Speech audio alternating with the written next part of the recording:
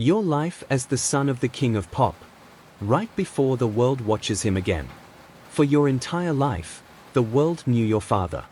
They knew his voice, his silhouette, the exact angle of his fedora when he tilted it low over his face. They knew his moonwalk before they knew your name.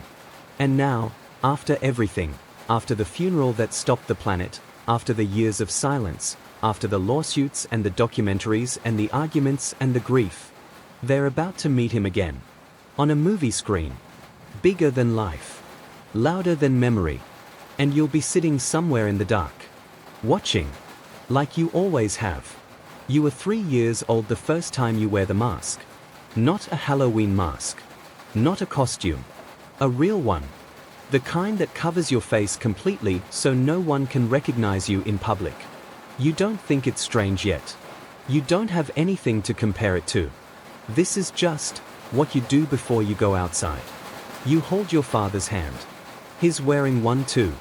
And you walk through the world like two invisible people, except the moment someone recognizes his walk, his posture, the way he moves even in disguise, the sound begins. You've heard that sound your entire life. Screaming. Not the scared kind. Not the painful kind. Something in between.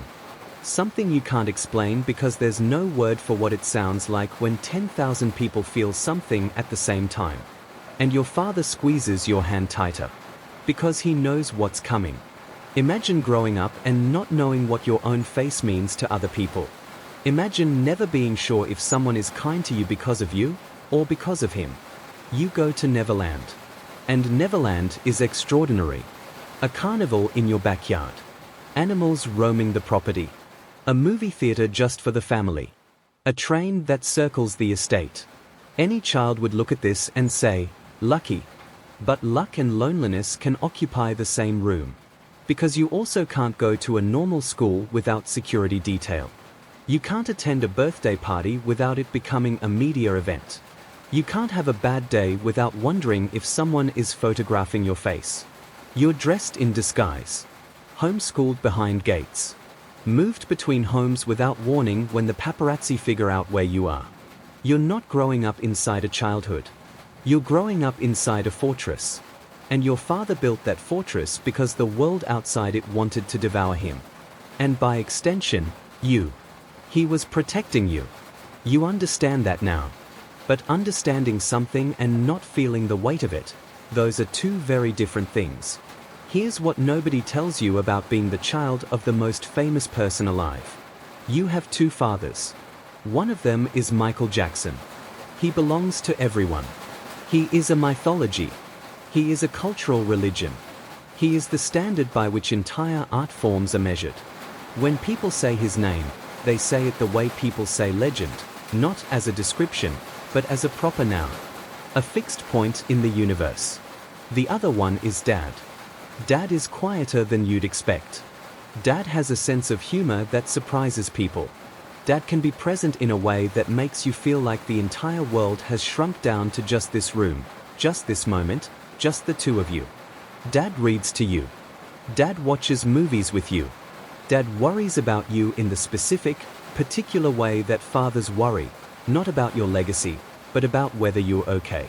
And the confusion, the thing that lives in your chest from the time you're old enough to notice it, is that the world only has room for one of them. Michael Jackson is a religion. Dad is a person. And religions don't have quiet moments. They don't have off days. They don't get to just be. You've watched people cry over his music who never cried when their own parents called. You've watched strangers hold each other at his concerts. You've watched him give people something they couldn't name.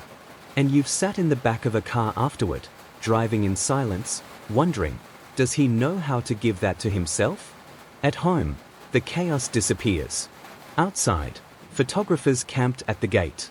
Tabloid stories so wild they don't even resemble reality. Arguments about who he is, what he did, what he's capable of. The world constantly constructing and destroying a version of your father that has nothing to do with the man who checked if you were scared during thunderstorms. Inside, cartoons. Cooking smells. The specific silence of a house where someone is working on music and doesn't want to be interrupted. You learn early that there are two truths running parallel to each other. And almost no one gets to see both. You see both. And that makes you more alone, not less, because who could you possibly explain that to? June 25, 2009.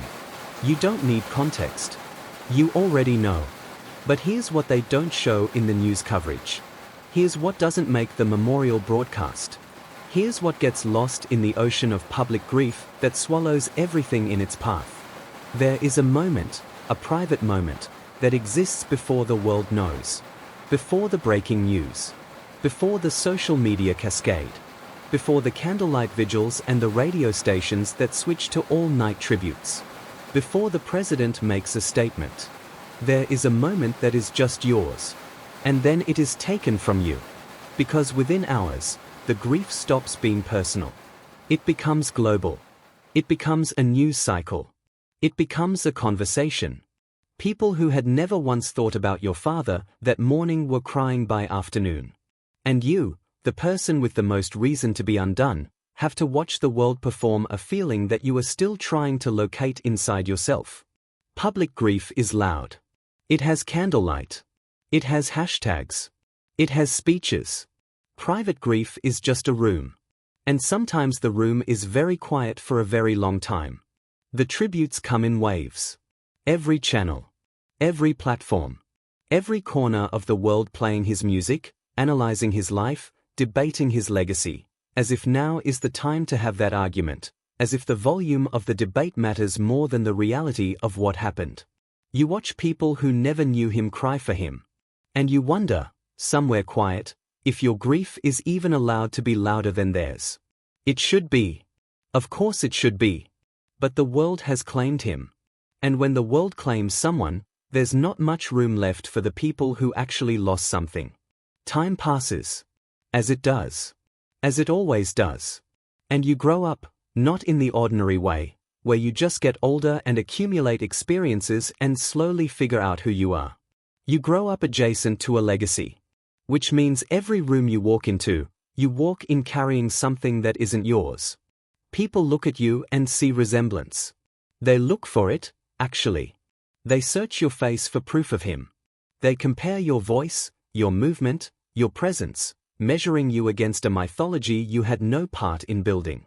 And when they find the resemblance, when they see it, there's a light that comes into their eyes that has nothing to do with you.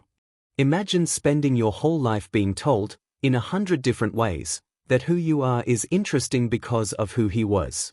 What does that do to a person? What does that do to a kid who just wanted to figure out what they liked for breakfast? Some of the people around you, friends, acquaintances, the ones who drift in and out, you're never quite sure. You develop a radar for it. You learn to feel the difference between someone who sees you and someone who is trying to get close to him through you. That radar is exhausting to maintain. But you never turn it off. You can't. And on top of all of this invisible weight you carry every single day, there is the question that everyone wants you to answer. Are you going to follow in his footsteps? As if footsteps that size leave any room for someone else's feet. And then, the announcement. A Michael Jackson biopic. A major studio. A massive budget. An actor cast to play your father, someone else's body, someone else's face, wearing the hat, performing the moonwalk, speaking in a voice that is constructed from recordings and memory and craft. The internet explodes. The think pieces multiply within hours. The casting debates. The discourse about legacy, about representation, about whether any film can do justice to who he was. Everyone has an opinion. Everyone wants to weigh in. Everyone is excited, or offended, or skeptical, or nostalgic. Everyone is something. And you are sitting somewhere in the middle of all of it. Watching the world prepare to experience your father for the first time all over again. What does it feel like to watch strangers argue about whether a film captures your dad accurately? What does it feel like when the version of him they are about to receive, the one that will define him for an entirely new generation, is a version you had no hand in shaping? The trailer drops. Hundreds of millions of views. Comments everywhere. People weeping in reaction videos. People saying it looks perfect. People already calling it an Oscar contender. People who were born after 2009 discovering him for the first time through someone else's performance. And you watch all of it. Because what else do? You can't control the narrative. You never could. The narrative has always been bigger than you, bigger than your family, bigger than any corrective interview, bigger than any statement you could release. The world decides what Michael Jackson means. The world always has. The theater. You imagine it. Or maybe you don't have to imagine it. Maybe you're actually there for the premiere.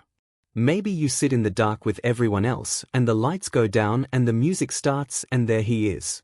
Not him. A version of him. A version made of research and rehearsal and art and commerce and someone else's interpretation of a man that you actually knew.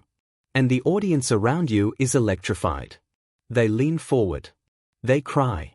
They laugh in the moments that are designed to make them laugh. They are moved in all the ways the film is engineered to move them. And you are watching them watch him. And something in that is beautiful. And something in that is the loneliest thing in the world. There's a question you've been carrying since you were old enough to carry things. Who are you? Not as his son. Not as an extension of a legacy. Not as a footnote in a mythology. Just you. What do you want? What do you believe in? What kind of life would you build if you could build it in total silence, without anyone watching, without anyone measuring the distance between who you are and who he was? You don't have an easy answer. And the world doesn't give you the space to find one. Because every time you get close, every time you feel like you might be figuring out the shape of your own identity, something happens. A new documentary. A new controversy. A new think piece. A new film. A new generation discovering him. A new debate about what he was and what he wasn't and what he deserves. And the world circles back. And you are pulled back into the orbit of someone who no longer exists. And you wonder if you will spend your entire life in that orbit. Pause for a second. If you had to live your entire life in someone else's shadow, someone the world would never forget, never stop talking about, never stop arguing over, would you step into the spotlight? Or would you disappear completely? Type spotlight or shadow in the comments. I'm genuinely curious which one people choose. Because I think the answer says a lot about what kind of person you are. The thing about living in someone's shadow is that the shadow is warm sometimes. It protects you. It explains you to people before you have to explain yourself. It opens doors. It gives you access to grief that belongs to strangers who feel like they know you because they loved him. But a shadow is not light. And at some point, at some specific, personal, unavoidable point, you have to decide whether you want warmth or light. You can't always have both. The movie will come out. Hundreds of millions of people will watch it. They will cry and clap and stream the music and argue about the scenes and debate the accuracy and share their takes and add to the mythology that was already too large for any one person to contain. A new generation will fall in love with him. And an old generation will feel the grief fresh again, like it never calcified. And the world will remember Michael Jackson. The world will always remember Michael Jackson. That was never the question. The question, the one nobody thinks to ask, the one buried under decades of documentaries and tributes and controversies and discourse, is whether anyone will ever slow down long enough to understand what it cost. What it cost him. What it cost the people closest to him. What it costs to be loved by the whole world and still have rooms inside you that no one ever enters. What it costs to be a child in a life that was never designed for children. What it costs to watch your father become a symbol. The world will always remember him. The question is, will they ever understand you?